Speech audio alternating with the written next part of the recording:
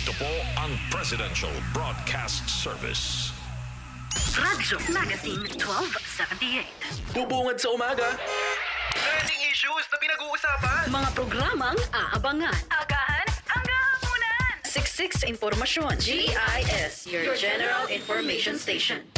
Radyo Magazine 1278 AM. Radyo Pilipinas. Radyo Publiko. Radyo Pilipinas. I-extend natin ang bonding online. Connect with Radyo Magazine 1278 on social media platforms. I-search lamang ang @Radyo Magazine sa Facebook, Instagram, X, TikTok at YouTube. Follow us para sa mga balita at impormasyon. Subscribe sa mga aliw na content na hatid ay good vibes. Pusuan na at Radyo Magazine sa Facebook, Instagram, X, TikTok at YouTube. Walang radyo? Walang problema! Ang Radyo Magazine ay Radyo on the go. Radyo on the go. At mapapakinggan pati na rin sa inyong mobile phones. I-download na ang aming mobile app na PBS Receiver. PBS Receiver. Libre itong madadownload sa Play Store para sa Android devices at App Store para sa iOS. Libre to ha? Walang bayad? Oo, walang bayad. I-download na ang PBS Receiver sa Play Store at App Store.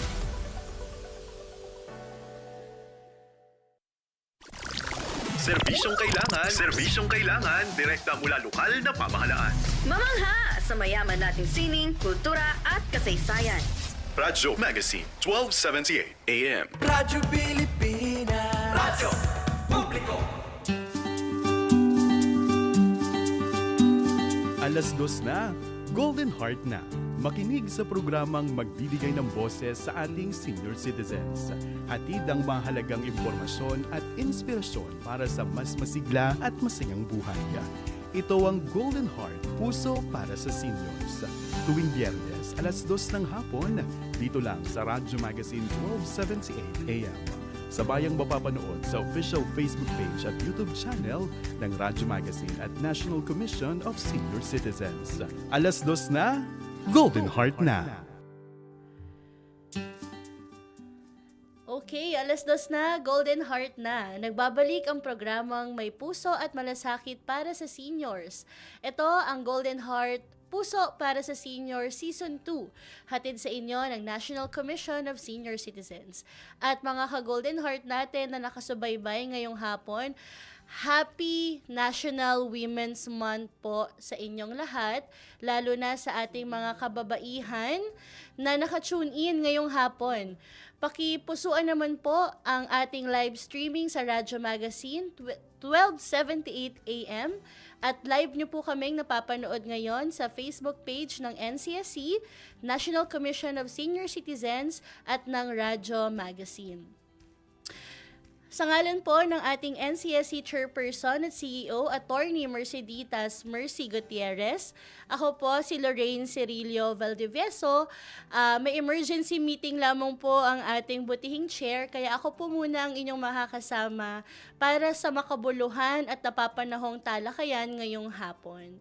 Sa episode po natin ngayon, pag-uusapan natin, ito inaabangan ito ng ating mga ka-Golden Heart mula Luzon, Visayas at Mindanao, kung ano ba ang naging update sa 2026 first quarter cash gift distribution ng Expanded Centenarians Act. At ang ating pong makakasama din, yung guest natin later, ay bukod sa mga pinagkakaabalahan niya, siya din po ay naging grantee ng Expanded Centenarians Act noong nakaraang taon. At pag-uusapan din ho natin ang mga natatanging serbisyo ng female responder para sa mga seniors ngayong Fire Prevention Month. Dalawa po ang ating pinagdiriwang pala ngayong month. Isang national pagunita sa mga kababaihan ng National Women's Month at syempre nandyan din kung paano tayo makakaiwas sa mga sakuna, lalo na po doon sa sunog. At bago po tayo mag-umpisa, nais po nating pasalamatan sina Director Fernando Amparo Dindosanga, ng Presidential Broadcast Service at syempre ang ating butihing station manager, Miss Marinela A. Texon ng Radyo Magazine. Maraming salamat po.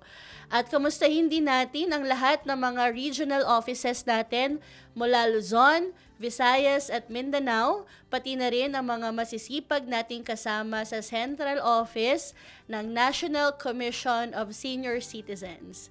Ngayong hapon, pag-uusapan po natin ang isang mahalagang paksa bilang pakikiisa sa taunang selebrasyon ng National Women's Month na may temang Lead Like the Babaylands, Filipinas. Wow!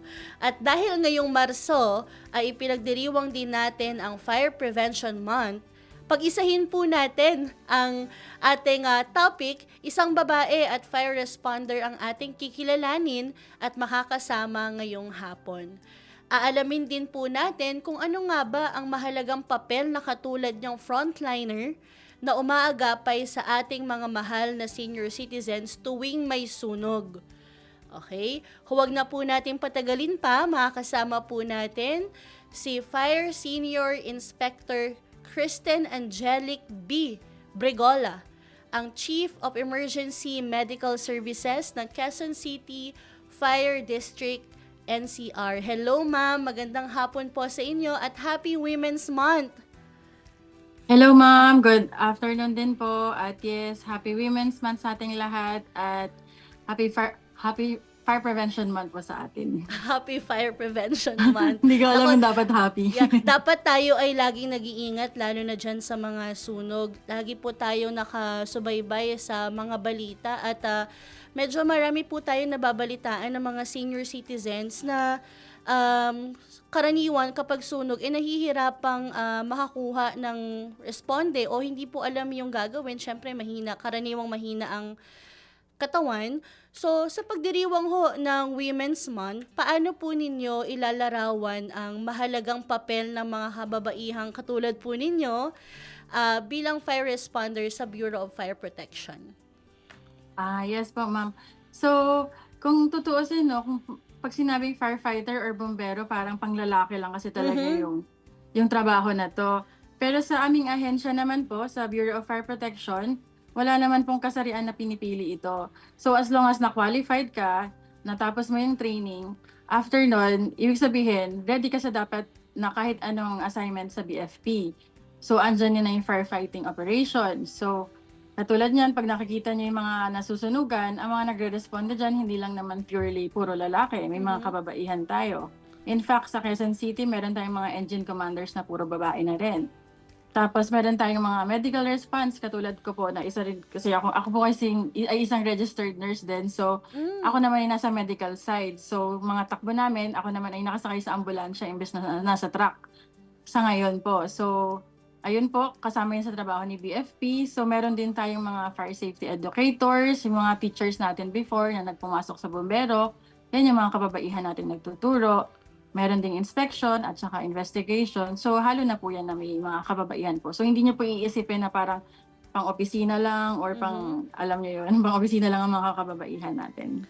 It's good to know na talagang umiiral pala ang equal opportunity principle sa inyong opisina. And sa actual ma'am na rescue operations, paano po nakakatulong ang presensya ng kababaihang responders na kagaya ninyo, lalo na sa pagresponde po sa mga senior women at iba pang vulnerable individuals?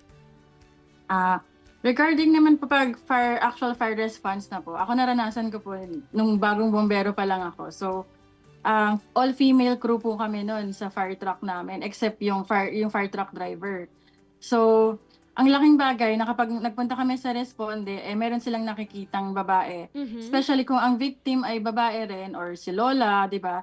Parang mas kampante sila kapag nakakita sila ng babae na parang mas feeling safe or parang mas madali silang lumapit. So, tsaka minsan di ba tayo kasi medyo soft-spoken, medyo mas may ingat ng konti. So, parang dun palang may calming effect na nakakakalma siya. So, dun po. Magandang pakinggan po yan, ma'am.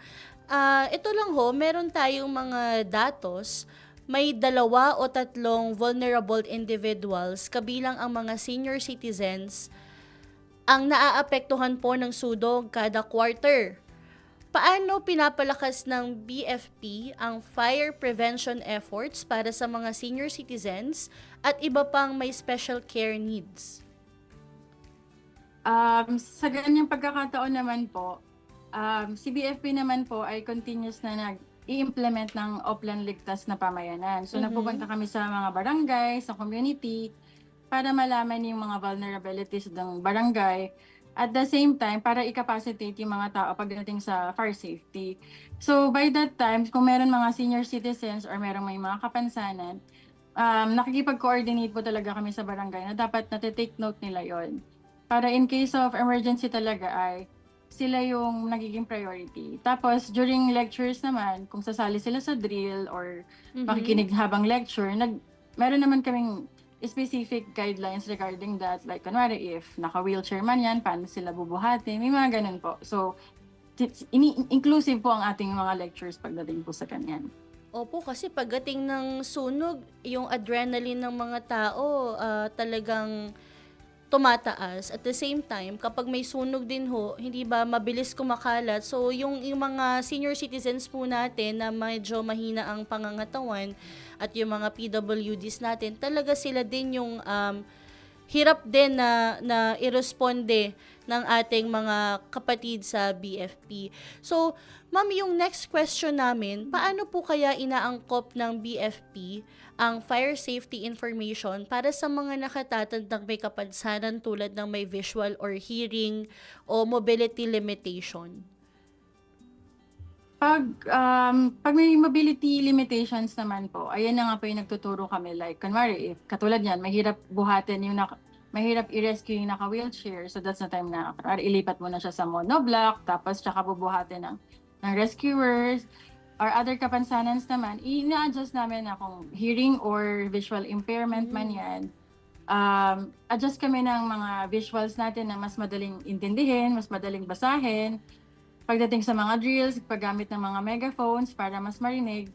Pero importante po sa lahat, ang kinakapacitate din kasi namin is most likely naman ng ating mga kasamang senior or mga may kapansanan ay may mga caregivers po, or may kasama sa bahay. Sila rin po yung tinututukan po namin na dapat pagdating ng panganib, alam nila yung priority nila, natututukan nila ang kanilang kasama na mas may kailangan ng special needs po. Wow, okay. Apo. Ito ma'am, importanteng malaman ng ating mga senior citizens, no? Ma'am, kung halimbawa pong magkaroon ng sunog sa kanilang lugar, ano ang unang dapat gawin ng isang senior citizen upang manatiling ligtas habang hinihintay ang responders? Opo. So bilang isang senior citizen, so actually senior citizen man tayo or hindi, no, dapat ang unang-unang gagawin talaga natin in case of emergency or panganib, talaga, kailangan nating manatiling kalmado. So kasi pag kalmado kasi tayo, mas nakakapag-isip tayo ng maayos. So yun po, manatiling kalmado. So si senior citizen naman natin, if alam naman natin mahina na yung katawan, kung kaya pa niya pong lumabas, i-try pong lumabas or magbigay lang, pakita lang siguro siya sa bintana or sa pintuan kung kaya pa na signal na kailangan ng tulong. Or if kaya niyang dumayal na agad ng 911 or ng emergency hotline po dyan sa kanilang barangay, mas maganda makatawag na po agad habang tinatry po niyang lumabas. Okay, so importante po yun, no? Lalo na yung numerong ibinigay ni Miss Brigola. Kung may pagkakataon pa ho at tayo ay nasa sakuna, tumawag po tayo agad sa numerong 911 para po may agad na responde na makalapit po sa atin. So balikan ko lang po yung kanina nating usapin tungkol doon sa mga senior citizens na may special considerations na gumagamit ng wheelchair o tungkod o may problema sa pandinig or paningin. Mas challenging po kasi itong mga ganitong mga tao na i-responde. May mga special consideration po ba tayo para sa kanila? Kapag ganyan po, meron naman din, alam na po ng ating mga rescuers kasi pag ganyan po, no, kung paano nila i-handle yung mga ganyang may special needs po. So, importante na lang talaga na alam nila kung paano humingi ng tulong, alam nila kung sino yung tatawagin. And yung rescuers po natin, alam na po yan talaga. Importante na lang, like, kanwari, nasa sunog na sila. Wag na lang, iwasan na lang na babalik pa sa bahay. Yung mga ganun pa po, Yes. para kumuha ng gamit, isipin Oo. nila na may mahalagang Tama bagay yan, pa na ma'am. babalikan. Opo. Kasi may mga, katulad, hindi lang ho sa sunog, may mga nababalitaan din tayo, lalo na kapag yung mga bagyo, na may mga senior citizens tayo na pinipiling maiwan sa kanilang mga bahay dahil halimbawa, kailangan nilang alagaan, walang maiiwan daw sa kanilang mga aso. So, Opo. yun yung mga considerations din natin. And ano po ba yung mga mensahe o paalala po ng BFP ngayon pong Fire Prevention Month upang masigurong walang maiiwan pagdating sa kaligtasan sa sunog? Opo, ngayong Fire Prevention Month, para sigurado po tayo na walang maiiwan sa kaligtasan. So, sana makiisa po ang lahat sa kampanya ng BFP pagdating sa pag-iwas sa sunog. So, ang pagkakaroon po kasi ng Fire Safe Community ay ito po ay shared responsibility. So, hindi lang siya si BFP, dapat nakikisama po ang bawat isa, ang bawat tahanan, ang bawat komunidad na matuto tayong maging disiplinado at mag-ingat para makaiwas po sa kahit anong panganib po. So, yun po, ma'am. Ayun. Maraming salamat po, Fire Senior Inspector Kristen Angelic Brigola, ang Chief of Emergency Medical Services po ng Quezon City Fire District. Ma'am, saludo po kami sa inyong serbisyo para sa bayan. Mabuhay po kayo. Mabuhay. Thank you po at maraming salamat din po sa inyo. Maraming salamat po. At mga ka-Golden Heart, huwag kayong bibitiw dahil magbabalik pa ang Golden Heart Puso para sa seniors matapos ang ilang paalala. Serbisyong kailangan, direkta mula lokal na pamahalaan. Mamangha sa mayaman nating sining, kultura at kasaysayan. Radyo Magazine, 1278 AM. Radyo Pilipinas. Radyo Publiko. Oh, ano pang hinihintay mo? I-click mo na ang link at baka ikaw na ang susunod na magiging milyonaryo. Aba, ayos tong pinopromote ni Idol Masubukan nga. Nagbabala ang mga otoridad dahil sa patuloy na pagkalat ng mga AI-generated videos online na bagong modus ng mga kawatan upang mang-scam. Sus, sino naman magpapaloko sa ganyan? Tay, paano na ho yan? Due date na po ng tuition ko. Hindi raw po ako makakagraduate kung hindi ako makakapagbayad. Eh, hindi ko naman alam na scam pala yun. Pinindot ko lang naman yung link dahil akala ko totoong si Idol yung nag-iendorso. Uso na ngayon ang mga AI-generated videos ng mga sikat na personalidad na layong manloko ng kapwa. Ayon sa Cybercrime Investigation and Coordinating Center, sa unang 3 buwan pa lang ng 2025 ay umabot na sa humigit 3,000 ang mga reklamo na natanggap ng ahensya. Para makaiwas sa ganitong scam, huwag basta maniwala sa mga napapanood at mag-ingat sa mga link na nakikita online. Eh, pasensya ka na anak. Hayaan mo't gagawin ko ng paraan. Salamat, Tay. Narinig ko rin po sa balita na pwede tayong mag-report sa hotline 1326 ng Interagency Response Center. Laging tandaan, maging mapanuri, maingat at matalino para ang mga online scam ay maiwasan. Isang paalala mula sa Radio Magazine, 1278 AM.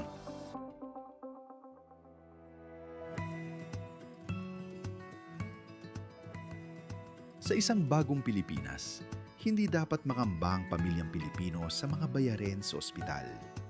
Kaya naman sa Zero Billing Policy, libre ang inyong paggamot sa lahat ng mga Department of Health hospitals.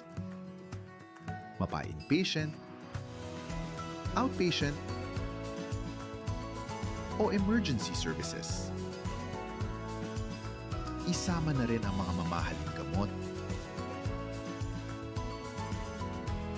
lab tests, therapy, at marami pang iba. Libre ang inyong paggamot. Ang pangangalaga sa kalusugan ng mamamayan ay ang ating pangunahing tungkulin dahil ang serbisyong medikal ay karapatan at hindi dagdag pasanin. I-extend natin ang bonding online. Connect with Radyo Magazine 1278 on social media platforms. I-search lamang ang @Radyo Magazine sa Facebook, Instagram, X, TikTok at YouTube. Follow us para sa mga balita at impormasyon. Subscribe sa mga aliw na content na hatid ay good vibes. Pusuan na at Radyo Magazine sa Facebook, Instagram, X, TikTok at YouTube. Walang radyo? Walang problema. Ang Radyo Magazine ay Radyo on the go. Radyo on the go. At mapapakinggan pati na rin sa inyong mobile phones.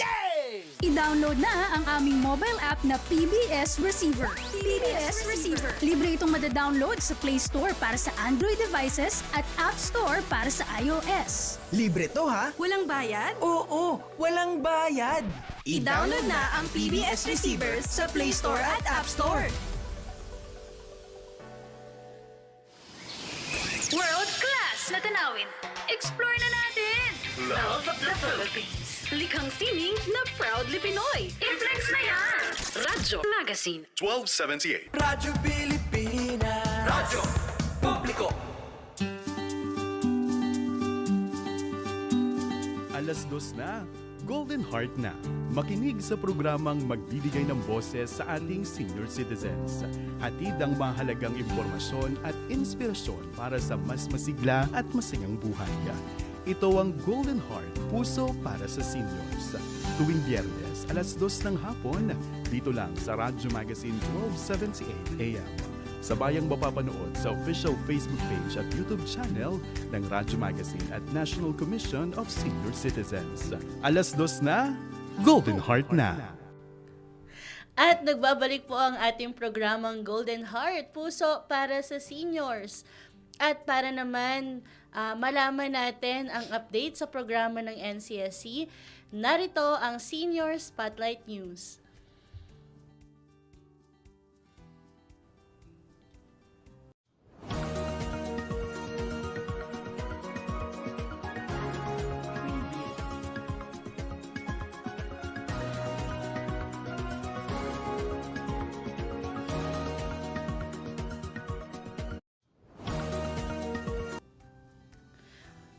Mga ka-Golden Heart, nagsimula na po ang first quarter ng cash gift distribution para sa programang Expanded Centenarians Act ngayong taon.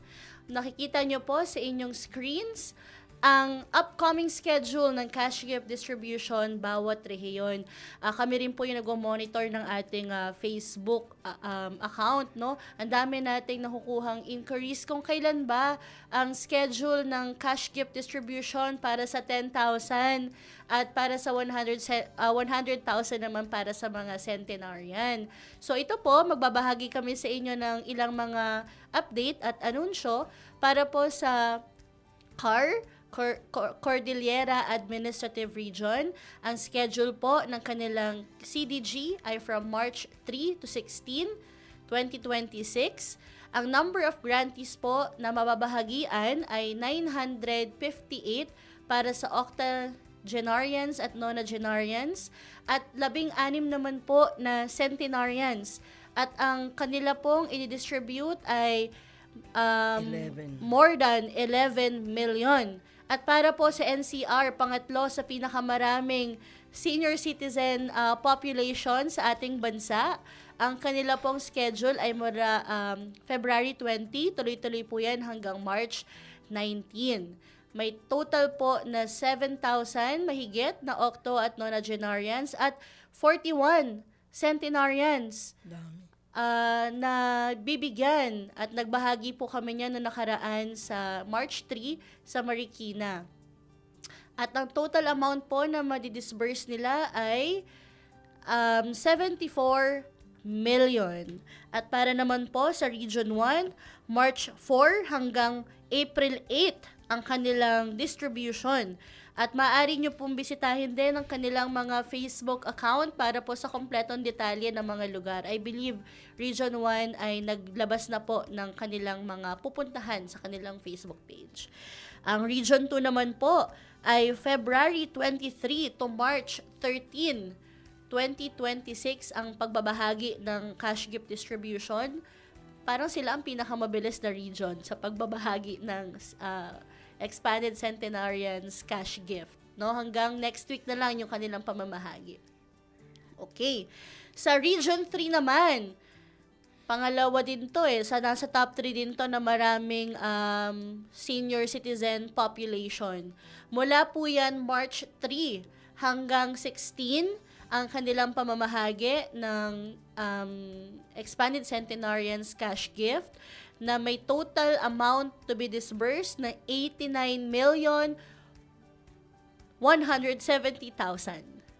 At para naman sa 4A, ang pinakamalaking rehiyon na may pinakamaraming senior citizens at maraming nag-aabang, March 16 to April 30, at babahagian po ang 17,357 qualified na octo and nonagenarians at 75 na centenarians. Wow, from Region 4A.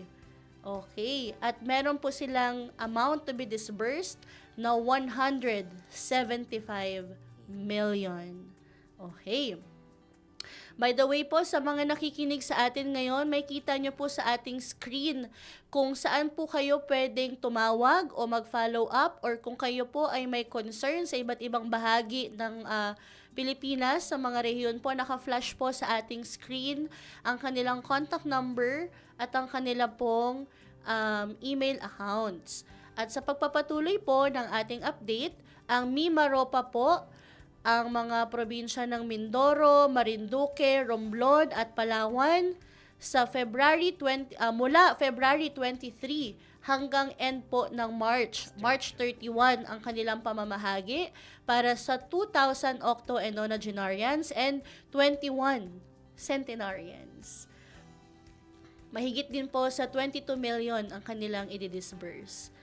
Para naman ho sa Region 5, sa Bicol Region, mula March 2 hanggang March 20 po ang pamamahagi ng cash gift sa 3,165 octogenarians and nonagenarians at 19 naman po na centenarians na may halagang 33,550,000 to be disbursed. At sa Kabisayaan naman ho, umpisahan natin sa Region 6 mula March 24 to April 10 ang kanilang pamamahagi sa mahigit 4,000 na octo and nonagenarians at 25 na centenarians. Meron po silang mahigit na 44 million na i-distribute. At para naman po sa Region 7, Central Visayas, mula March 6 hanggang March 27 po, naku, marami din ito, 8,824 na 80, 85, 90, and 95 na mga senior citizens at 35 na mga centenarians po. Okay, 91 million po ang kanilang i-disburse. At para naman ho sa Region 8, ang schedule po ay mula March 17 to 27. At ang number po ng octogenarians and nonagenarians ay nasa higit 5,000. At ang centenarians naman ho nila ay nasa 27 ang babahagian. At meron po silang ibibigay na mahigit 53 million sa Region 8. Numako naman tayo ngayon sa parte ng Mindanao. Ang schedule po ng Region 9 ay March 9 to 20. At ang number of grantees po for 80, 85, 90, 95 ay 2,780 at 27 centenarians. At ang amount to be disbursed naman po nila ay nasa 30.5 million.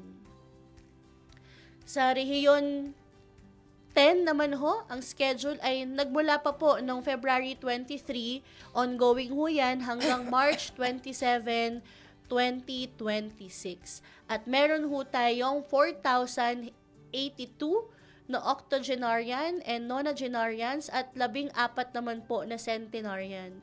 At meron po tayong ibabahagi na 42.2 million para naman po sa Region 10. At para naman sa Region 11, sa Davao Region, meron po tayong babahagian na 3,720 mula March 16 to 27 at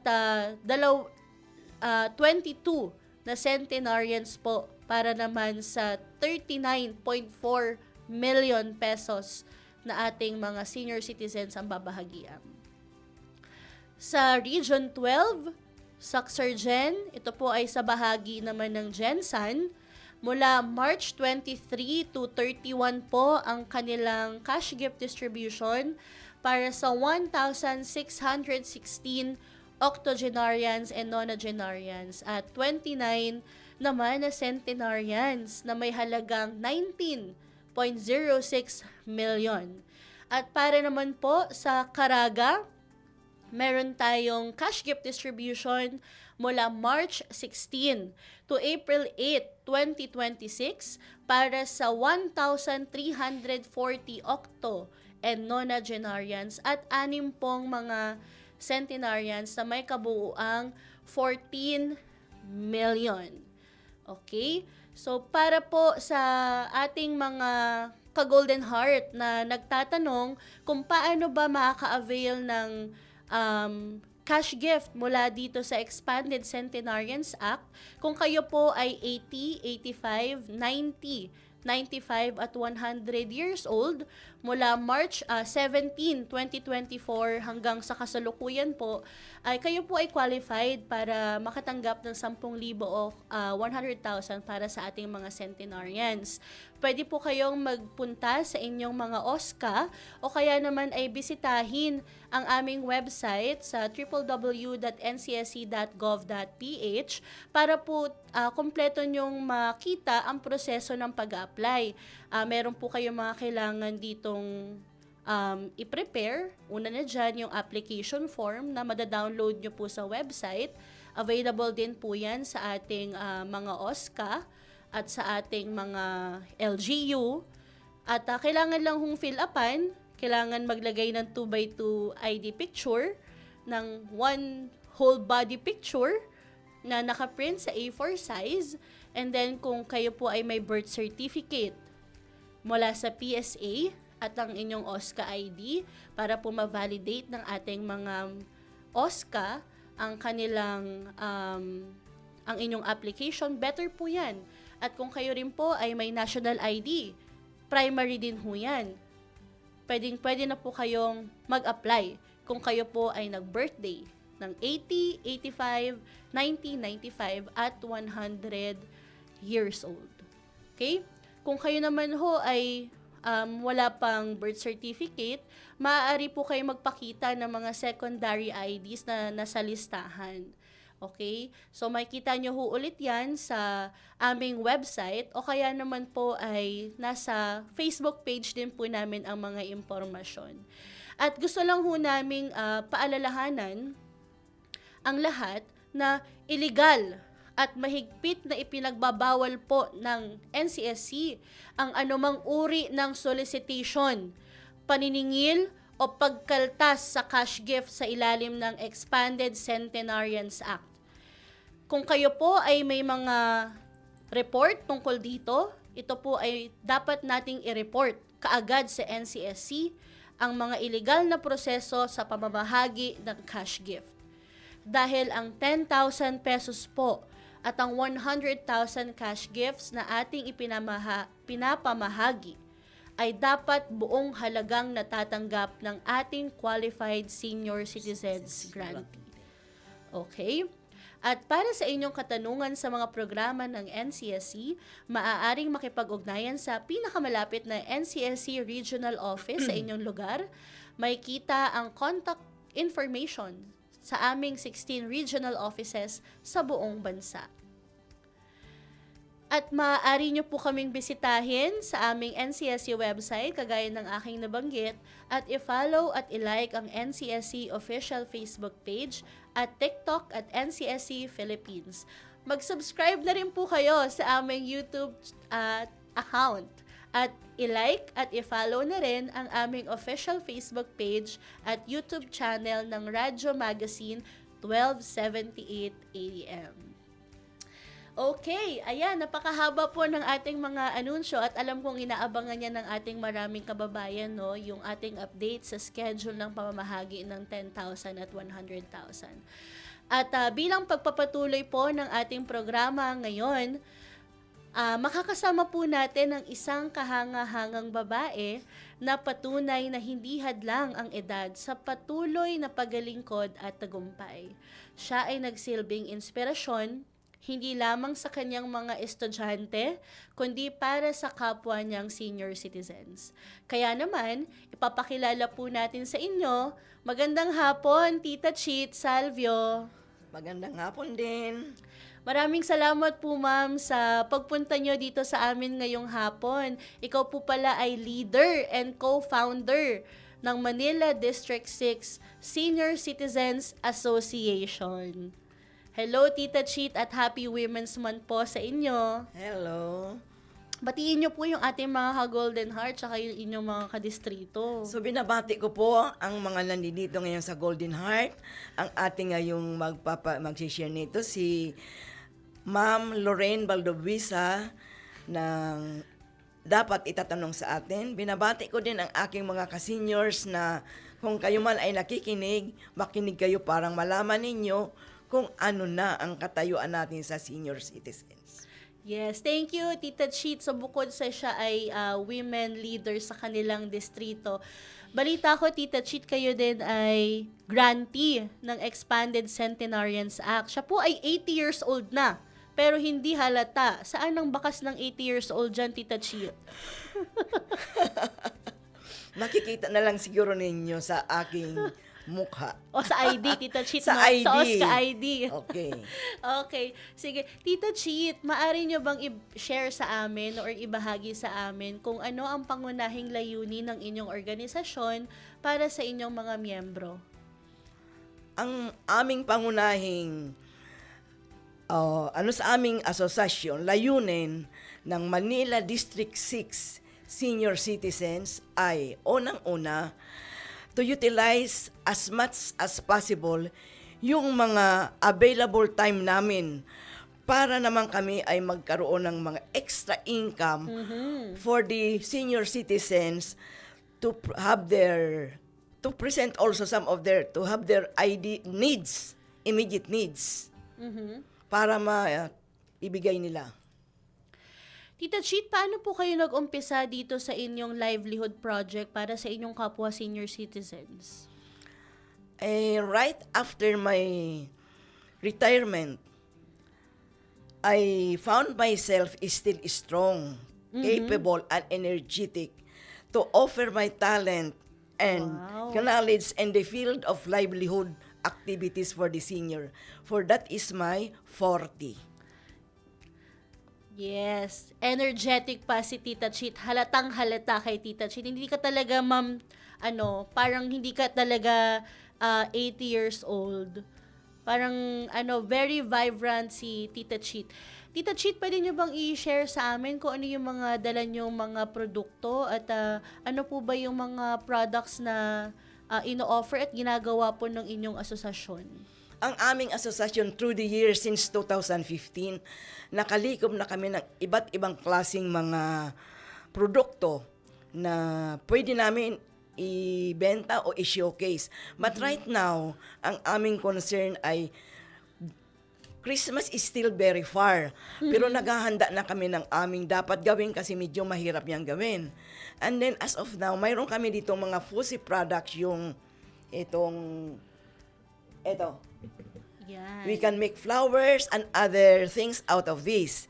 Then, we have also some bags for the senior citizens. Ayan, nakita ko yung bag na yan. Maganda itong yan, bag. Tita Cheet. As a matter of fact, ang gumagawa nito, hindi kayo maniniwala. Talagang senior citizen na siya ay may kapansanan. But still, gumagawa at gumagawa siya. Siya ang nakakagawa ng marami nito sa amin. Then, marami din kami ng mga hindi na namin nadala ang iba kasi it's too bulky. Yeah. These are also bags. And then, mayroon din kami ng guidelines for Ito, yung kanilang Libro, modules. Diba? modules Nakagawa namin. pa si Tita Cheat ng kanyang module. Ipakita natin yan, Tita itong Cheat. modules na ito nagawa ko way back mga 2016. Kung paano mag-i-start ang isang senior citizen livelihood program. Wow. How it will work. Ayan. Then paano maipagpapatuloy, ano ang magiging attitude ng mga members at saka ng mga leader. And then mayroon din kami dito ng Capable and willing. Talagang pwede pa pong makapag-contribute, Tita Cheat, no? pwede. Nabanggit nyo sa akin kanina, Tita Cheat, after your retirement, tinanong ko si Tita Cheat kanina kung bakit siya naengganyo na gumawa ng kanyang asosasyon at makatulong sa mga senior citizens. Pwede niyo bang ibahagi yung, Tita Cheat, yung inyong naging life after retirement? After retiring from my employment, parang nag-iba ang buhay ko. Kasi you are only confined to the four walls of your house. So nawawala ang ideas mo. So naisip kong sumama sa isang grupo ng mga senior citizens. I have seen there na ang mga senior citizens ay nagtitipon-tipon lang, nagkukwentuhan kung ano-ano.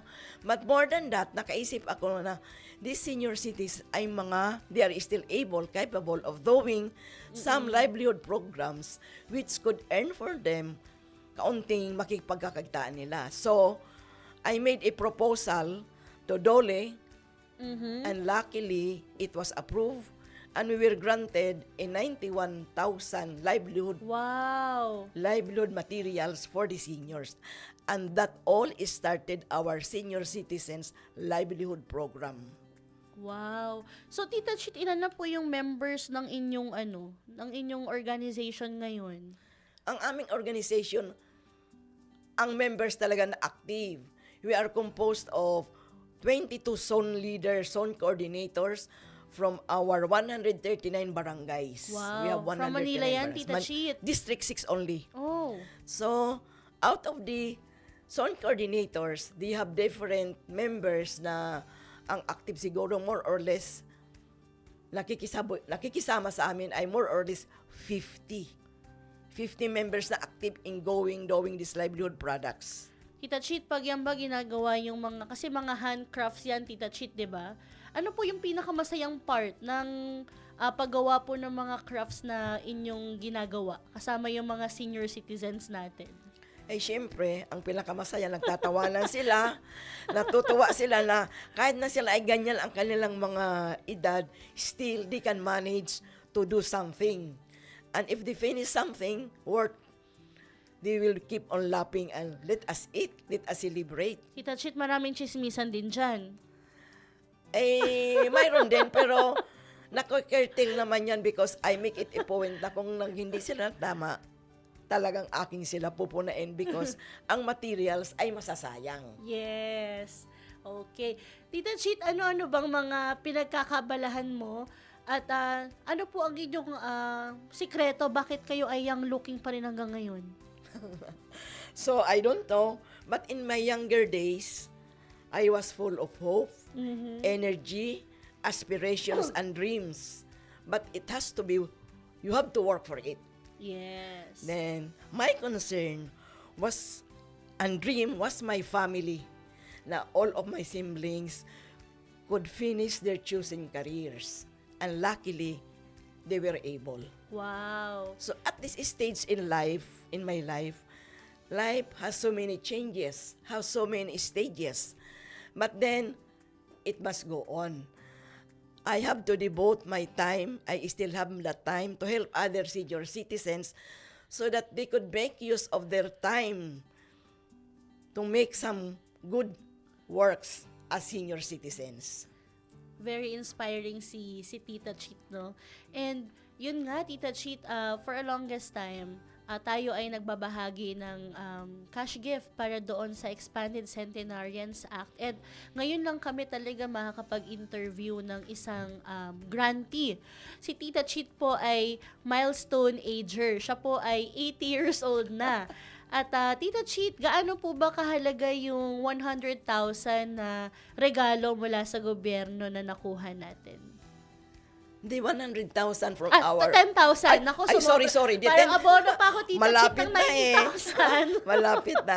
The 10,000 regalo from our government under the expanded Centenarian Act is, my idea is, thanks the Lord for giving me that age, of which not all are given that age to reach 80 or more. So, I am so grateful to the Lord and to our government for caring for the care and concern they have for our senior citizens. And most of all, as of the moment, money is not that important to me because I want to help others. Yes. It could help others. I have already finished what I should do in my younger days. That's good, Tita Chit. Tita Chit, kasi maraming nagtatanong para doon sa mga magbe-birthday pa lang. Since kayo ay nakapagproseso, nakatanggap na ng inyong regalo, cash gift, pwede niyo po bang ikwento sa amin kung ano po yung naging experience ninyo doon sa pag-apply ng ating 10,000 pesos cash gift sa Expanded Centenarians Act? For the application, we were not informed. We just get it from other word of mouth and then proceed to the, I think that was in San Andres, have your ID and register. You must be within the qualifying factor na you must submit until this day, and if it exceeds, you will no longer be accommodated. That was the only time that we were given that, and then right after, we were informed, I do not know, I could not remember, you go to and you have already your 10,000. Tita Chit, di ba kayo ay halimbawa nag-birthday nung June? 4 to 6 months ba prior to your birthday, nag-apply na po kayo ng inyong cash gift? I applied, I think that was last December. Then, and the deadline was until March. I think until March of the following year. Then, if you have submitted only your ID, that's it. Yes, so ang kinuha po ng inyong OSCA mula sa Maynila ay yung inyo pong OSCA ID. Ano pa po ang inyong pinasa, Tita Chit? OSCA ID only. OSCA ID lang. Pati siguro birth certificate and... No. OSCA ID with 3 Xerox copies signed with signature. Okay. Tapos nakuha nyo na po yung inyong 10,000 mula sa NCSC. Okay. So, yun po, kagaya ng binabanggit ni Tita Chit, pwede po kayo mag-apply para doon sa Expanded Centenarians Act kung kayo po ay nag-80, 85, 90, 95, o kaya 100 years old. Pwede kayong mag-apply 4 to 6 months prior to your birthday. Ayan. Tita Chit, ano po ang inyong maipapayo sa inyong mga kapwa ka-Golden Heart, mga senior citizens na nais pa ring maging aktibo at produktibo? Ang ipapayo ko po ay kailangan sila ay maging makisalamuha. Huwag lang matigil sa bahay. Go to where the place of production is there. You can ask. And then talagang tutulungan at tutulungan kayo. Yes. Ayan po. Thank you so much, Tita Chit. Baka pwede nating ulit ipakita yung inyong mga products and saan po ba nila kayo pwedeng kontakin, Tita Chit, just in case gusto po nilang mag-avail ng mga produkto ng ating mga senior citizens. Ito ang aming mga products ng senior citizens. This is really true na this is made by the senior citizens na may nagtuturo. So, we're always open since wala kaming livelihood center sa Manila ng District 6. Ang aking garahe ginawa kong livelihood center where all the goods are displayed parang makita ng lahat. And then, if there are times that we will conduct livelihood trainings, ina-announce naman namin, those interested can go there and we will very willingly accommodate all of you. So, yung mga yan ang aming nagawang produkto. Makikita ninyo yan doon. Yan ang aming mga livelihood coordinators. Tita Chit, curious lang ako. Sorry, pahabol na tanong. Sa paggawa po ng ganyang mga produkto, ang isang senior citizen po, magkano po yung kanyang pwedeng kitain? Ang pwede niyang kitain ay ang ginagawa namin, kung ano ang price na ibinibigay namin, 1/3 of it goes to her. To the senior citizen. Kasi the 2/3 goes to the product or the materials and for the association. Okay, maraming salamat po, Tita Cheat, sa inyong pagbabahagi sa amin dito. And sana po marami tayong mga ka-Golden Heart na maengganyon tingnan at bisitahin kayo sa inyong lugar sa District 6 ng Manila para po mag-avail ng inyong mga produkto. At para bigyan pa tayo ng inspirasyon ngayong hapon, panoorin po natin ang nakakaantig na golden story ng isang centenarian na si Nanay Arsenia Enyang Balunsat mula sa Marikina City. The greatest day of my life, itong araw na ito.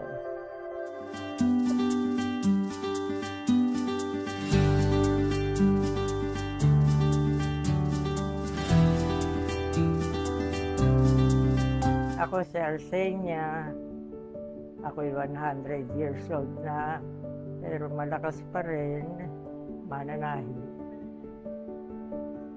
Dahil ng pangkasal, Rena, marami na, hanggang Amerika. Ako lang nakita ito ulit. Pag merong kakasal sa Amerika, magpapatahi pa sa akin. Ano yata ngayon ang matanda ng sandaan, hihira na dahil sa pagkain. Wish ko, sana tumagal pa rin, malakas pa naman siya. Sana tumagal pa rin. Sarap yung mga nilapatid ko parang meron magulang. Ako dapat yung baby dahil ako pinakawalo eh. Magaling din manahiyang. Wow! Nahigit ko. Pero ngayon, nagre-repair na lang ako. Labo na yung mata ko eh. Ang maganda sa aming magkakapatid, hindi kami nag-aawa. Walang away. Buhat ng maliliit kami ang lumaki. Walang away. Happy birthday.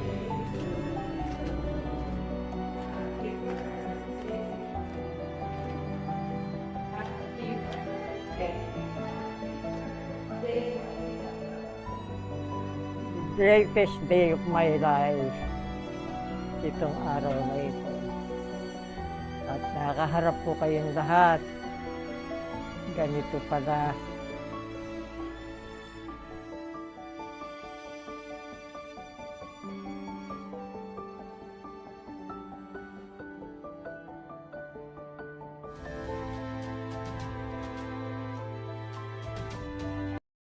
Yan po ang ating centenarian na si Lola Enyang mula sa Marikina City. Binabati ko rin po yung ating mga ka-Golden Heart na nakatutok ngayon mula kay Francesca Cando Gahete. Good afternoon, watching from San Jose del Monte, Bulacan. At mula po kay Sir Pao Magsaysay. Hi, Tita Cheat! Sobrang bilib po ako sa sipag at dedication nyo, lalo na sa inyong livelihood programs para sa mga senior citizens. And sa lahat po at napakaganda daw po ng inyong produkto from Sir Pao Magsaysay.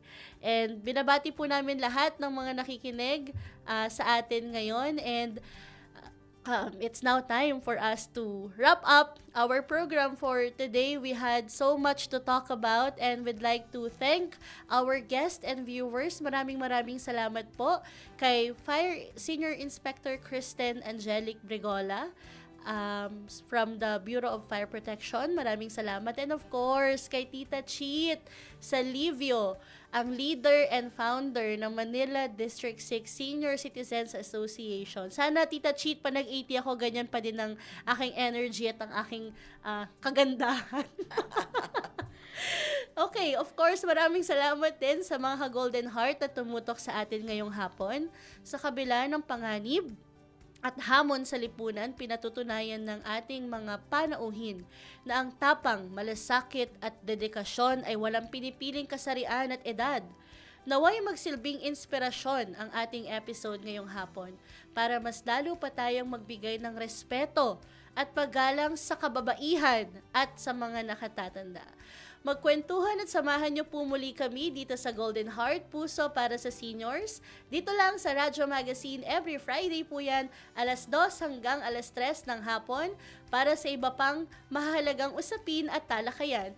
Muli, sa ngalan po ng ating butihing chairperson at CEO, Attorney Mercy Gutierrez, ako po si Lorraine Cirillo Valdevieso, nagpapaalala na sa tamang impormasyon, may boses at karapatan ang bawat older person. Magandang araw muli at Happy Women's Month po sa ating mga Golden Heart. Sa mami po namin, si Mami Gloria Gatchalian, Happy Women's Month po, Mami, na nakasubaybay sa atin ngayong hapon. Yay!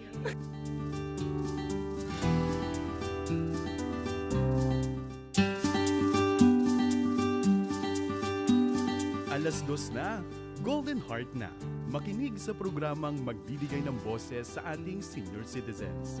Hatid ang mahalagang impormasyon at inspirasyon para sa mas masigla at masayang buhay. Ito ang